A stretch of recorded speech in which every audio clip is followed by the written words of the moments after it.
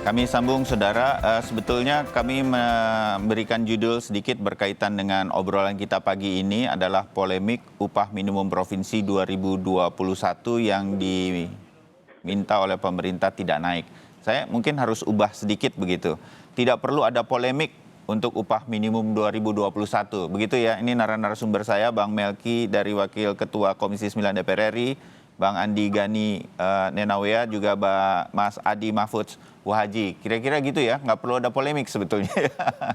Ya. Di babak pertama tadi kan kita udah jelas nih. Tapi saya mau ke Dewan Pengupahan Nasional dulu nih, Depenas, Mas Adi. Apa sih bedanya walaupun begini, setiap tahun ketika ada, kan surat edaran setiap tahun ada dari Kemenaker, benar Mas Adi ya? Iya, betul. Ya, apa yang membuat kali ini polemiknya jadi seolah-olah dan setiap tahun sebetulnya memang diserahkan kepada pemerintah provinsi. Apa yang membuat sekarang ini seolah-olah berbeda? Kalau Mas Adi bisa melihat, karena Anda terlibat setiap tahun, Mas Adi. Ya, saya kira perbedaan itu biasa. Seperti judul yang Anda sampaikan, Mas Bayu, yaitu polemik itu sendiri. Polemik itu kan produknya politik, Mas Bayu. Nah, saya kira juga kepala daerah kita ini kan memang juga produk politik. Saya kira wajar dan biasa saja. Namun demikian, sejauh mana kita mampu menyikapinya. Nah, tadi apa yang sudah disampaikan sahabat saya, kita juga beberapa kali sering ketemu sama Bang Andi Nuawea. Dalam hal ini juga saya kira tadi itu betul. Jadi ada 17 perusahaan katanya upah yang menaikkan. Sekali lagi, upah yang menaikkan, gitu ya. Bukan upah minimum, Mas Bayu. Nah, seharusnya rekan-rekan SP itu memperjuangkan upah layaknya, yaitu di atas upah minimumnya, bukan upah minimum, gitu Mas Bayu. Inilah yang jadi polemik gitu ya. Nah, makanya definisi upah minimum itu sendiri saya kira yang harus dirubah. Karena perspektifnya adalah upah yang diberikan kepada buruh lajang dan pengalaman 0 sampai 1 tahun, alias di bawah 1 tahun. Nah, makanya dalam hal ini, kalau dihitung-hitung sebetulnya, maaf, kurang merepresentatifkan dari angkatan kerja kita yang kurang lebih di Agustus 2019 itu di 126 juta, gitu ya. Nah, ini saya kira perlu kita saya kira ini perspektifnya saja saya kira. Ya, oke.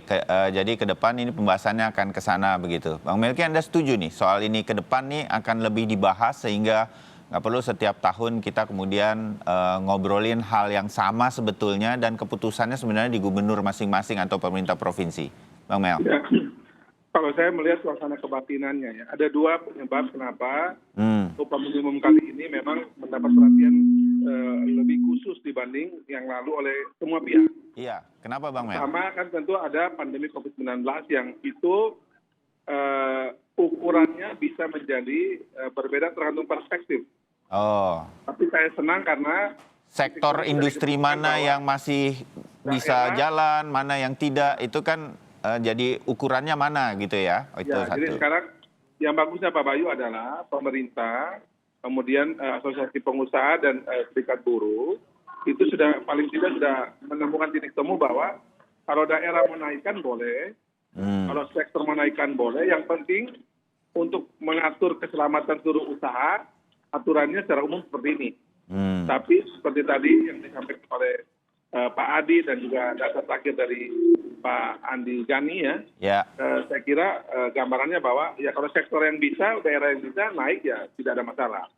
Nah, tapi yang ada suasana kebatinan kedua, Mas Bayu, yang juga saya kira sama-sama kita lagi lalui adalah memang terkait dengan ada kemarin kita mengalami dinamika terkait dengan proses pembahasan maupun pengesahan Undang-Undang Cipta Kerja. Sehingga harusnya pembicaraan yang tadi disampaikan bahwa ini kan hal yang normal aja kita duduk bicara secara angka-angka kan dari Pak Adi tadi mengatakan kan itu semuanya bisa dilihat terbuka ya. Angka-angka penentuan upah minimum itu sebenarnya bukan angka-angka yang jatuh dari langit, itu based on-nya itu berdasarkan data lapangan. Nah, cuma kan pembahasan ini menjadi agak tanda kutip tidak seperti tahun-tahun sebelumnya karena masih ada istilah saya itu residu sisa-sisa dari baik pembahasan maupun pengesahan RUU Cipta Kerja kemarin. Nah, ini yang memang membuat upah minimum tahun ini tidak seperti tahun-tahun sebelumnya, pembahasannya jauh lebih kondusif, lebih tenang karena ada 2 suasana itu. Tapi yang saya senang Mas Bayu adalah dalam situasi apapun ini tetap saya lihat baik pimpinan serikat buruh, asosiasi pengusaha, pemerintah, tokoh-tokoh masyarakat, tetap mendorong adanya dialog untuk mencari solusi terbaik. Ya. Sehingga semua orang bisa kepala tegak keluar dari meja perundingan setelah pembahasan ini. Setuju ya, Bang Andi. Bang Andi Gani, begitu ya kira-kira memang situasinya ya. Memang kita nggak bisa lepas dari Undang-Undang Cipta Kerja. Respek kita terhadap upaya teman-teman buruh untuk ke sana. Tapi kemudian UMP ini memang harus segera ditetapkan. Itu yang terjadi, Bang Andi. Ya, karena itulah saya menyampaikan bahwa memang realitanya di saat situasi pandemi COVID-19 ini, saya ambil contoh ya Mas Bayu ya. Ya. Ada beberapa sektor yang malah cukup naik, misalnya food and beverage F&B, usaha penjualan kebutuhan bahan pokok, produk kesehatan yang memang sekarang di saat semua perusahaan sedang dalam kondisi sulit, produk kesehatan malah naik. Saya ambil beberapa contoh di perusahaan-perusahaan yang memproduksi bahan kesehatan. Ya. Lalu ada sektor bisnis IT, ya pada saat pandemi orang harus Vicon, harus Zoom, dan mereka naik dengan sangat luar biasa. Artinya, di saat pandemi ini tidak semua jenis usaha mengalami kesulitan yang luar biasa. Ada beberapa jenis usaha yang malah memang dibutuhkan oleh masyarakat. Realitanya itu teman-teman pengusaha yang usahanya bisa survive di tengah pandemi karena situasi khusus ini, itu bisa tetap menjalankan UMP dengan baik, bahkan naik. Realitanya begitu nggak, Bang Andi? Karena itu, yang mengatur persis itu kan seperti saya sampaikan awal tadi, tingkat pekerja, tingkat perusahaan berkomunikasi dengan sangat baik dengan pengusahanya, dengan ownernya. Itu terjadi ya?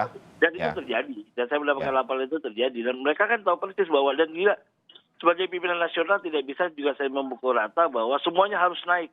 Ya. Nah ini yang memang... Bukan itu yang dituntut buruh ya? Oke. Ya biarkanlah proses itu dan pemerintah pusat menyampaikan dan tidak perlu ada barrier bahwa ini tidak naik di tahun 2021.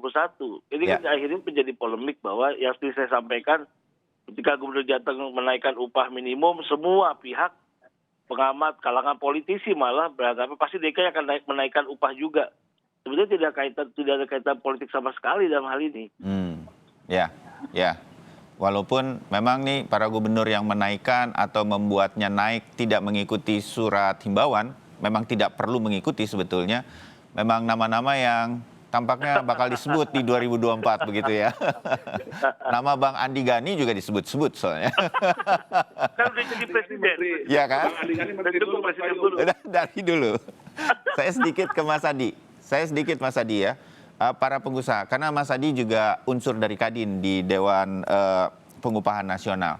Pengusaha juga tidak keberatan berkaitan dengan ini. Boleh saya tahu komentar dari teman-teman di sana, di Jawa Tengah misalnya, di Jawa Timur begitu. Karena maksud saya begini, sektor yang memang naik itu mereka bisa dengan legowo kemudian akan menaikkan UMP-nya. Itu akan terjadi nggak, Mas Adi? Betul Mas Bayu. Jadi kami clear sebetulnya, bahkan kami sudah melakukan dialog nasional, yaitu seluruh Dewan Pengupahan, baik nasional, provinsi, kota maupun kabupaten tanggal 15-17 Oktober 2 minggu yang lalu. Nah di situ kami merekomendasikan yang pertama bahwa tentu upah minimum 2021 bagi yang terdampak COVID di situ disesuaikan yaitu dengan upah minimum 2020. Ya, terus adapun yang tidak terdampak COVID itu diserahkan ke bipartit. Dalam hal ini adalah hubungan interaksi antara pengusaha dan pekerja itu sendiri. Jadi sebetulnya peluang itu pun ada, Mas Bayu. Oke, jadi semuanya sebetulnya berjalan dengan baik mudah-mudahan. Bang Melki terakhir dong. Bang Melki terakhir dari DPR, karena memang fungsinya juga mengawasi dengan kolega di DPRD mungkin, atau terutama dengan Kementerian Tenaga Kerja yang punya dinas-dinas sampai ke daerah. Pengawasannya, bagaimana kemudian semua ini diterapkan, memang dilepaskan kepada Pemprov dan ada dinas-dinas di sana yang nanti harus mengawasi. Ini akan berjalan dengan baik dan akan diawasi kan oleh DPR dan juga pemerintah pusat, Bang Melki? Ya. Pertama Mas Bayu bahwa Kementerian Tenaga Kerja itu tidak memiliki hubungan komando ke daerah. Ya. Jadi bersifat koordinasi karena Kementerian Tenaga Kerja di tingkat pusat itu sama provinsi dia tidak bisa membawahi langsung ya, karena itu provinsi di bawah kendali gubernur.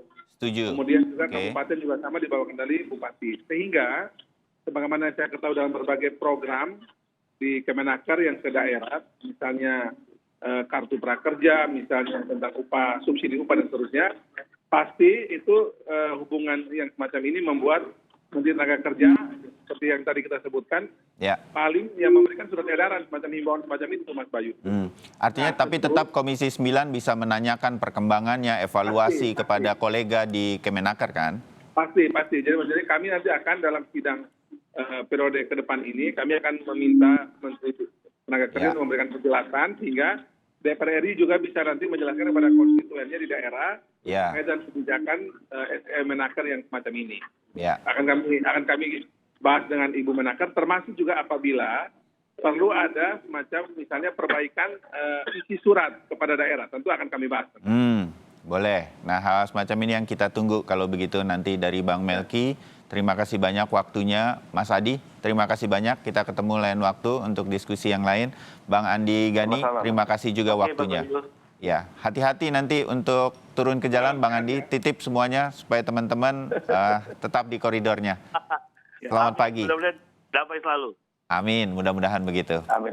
Ya, itu tadi saudara perbincangan kami. Tidak perlu ada polemik berkaitan dengan UMP yang dihimbau oleh pemerintah pusat untuk tetap sama seperti tahun 2020. Pemerintah provinsi yang akan menyelesaikan ini masing-masing dengan menghitung kekuatan dan berbincang dengan pengusaha dan juga para buruh di daerah masing-masing. Kita serahkan ini semua dengan baik, mudah-mudahan bisa dilaksanakan. Kami jeda untuk kemudian kembali lagi dengan informasi dari mancanegara, di mana pengamanan di Jakarta, pengamanan di sekitar Kedutaan Besar Prancis di Jakarta akan diperketat karena hari